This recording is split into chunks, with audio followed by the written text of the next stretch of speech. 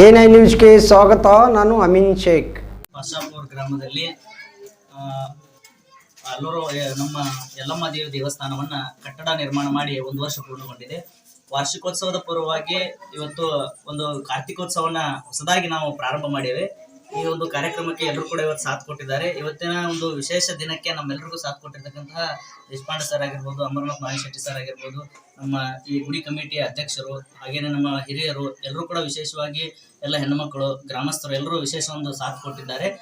ಈ ವರ್ಷ ಕೇವಲ ನಾವು ಎಲ್ಲ ಜನರಿಗೆ ವಿಶೇಷ ಆಹ್ವಾನವನ್ನು ಕೊಟ್ಟಿದ್ವಿ, ಇವತ್ತಿಗೆ ಯಶಸ್ವಿಗೊಳಿಸಿದ್ದಾರೆ. ಇದು ಪ್ರಥಮ ವರ್ಷ ಆಗಿರೋದ್ರಿಂದ ವಾರ್ಷಿಕೋತ್ಸವವನ್ನು ಮುಂಬರುವ ದಿನಗಳಲ್ಲಿ ಇನ್ನಷ್ಟು ವಿಜೃಂಭಣೆಯಿಂದ ನೆರವೇರಿಸಬೇಕೆಂಬ ಎಲ್ಲ ತಯಾರಿಯನ್ನು ನಾವು ಕಮಿಟಿಯವರು ಮತ್ತು ಊರಿನ ಗ್ರಾಮಸ್ಥರು ಹಿರಿಯರು ಹಾಕೊಂಡಿದ್ದೇವೆ.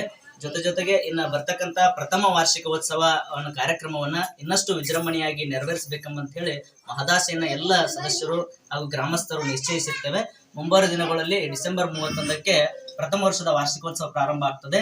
ಅದರ ಜೊತೆಗೆ ಮುಂಬರ್ತಕ್ಕಂಥ ಮುತ್ತೈದೆ ಹುಣ್ಣಿಮೆ ಎರಡೂ ಕಾರ್ಯಕ್ರಮವನ್ನು ಒಂದೇ ಬಾರಿ ಮಾಡಬೇಕೆಂಬ ನಿರ್ಣಯಿಸಲಾಗಿದೆ.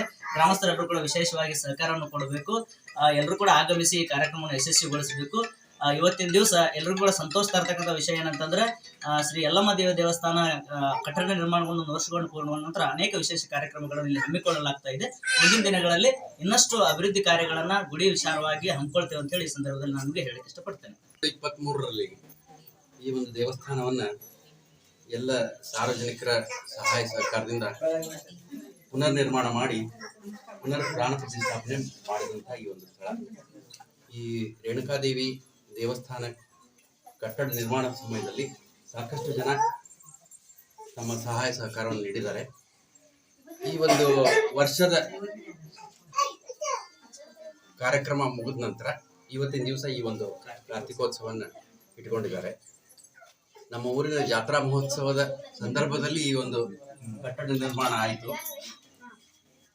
ಇದೇ ರೀತಿಯಾಗಿ ಕಾರ್ತಿಕೋತ್ಸವ ಪ್ರತಿ ವರ್ಷ ಚೆನ್ನಾಗಿ ನಡ್ಕೊಂಡು ಹೋಗ್ಲಿ, ಇನ್ನೂ ವಿಜೃಂಭಣೆಯಿಂದ ಆಗಲಿ ಅಂತ ಆಶಿಸ್ತಾ ನಮಗೆಲ್ಲರಿಗೂ ತಮ್ಮ ಸಮಾರಂಭದಲ್ಲಿ ಭಾಗವಹಿಸಿದ್ದಕ್ಕಾಗಿ ಧನ್ಯವಾದಗಳನ್ನು ಅರ್ಪಿಸ್ತಾ ಇದ್ದೀನಿ.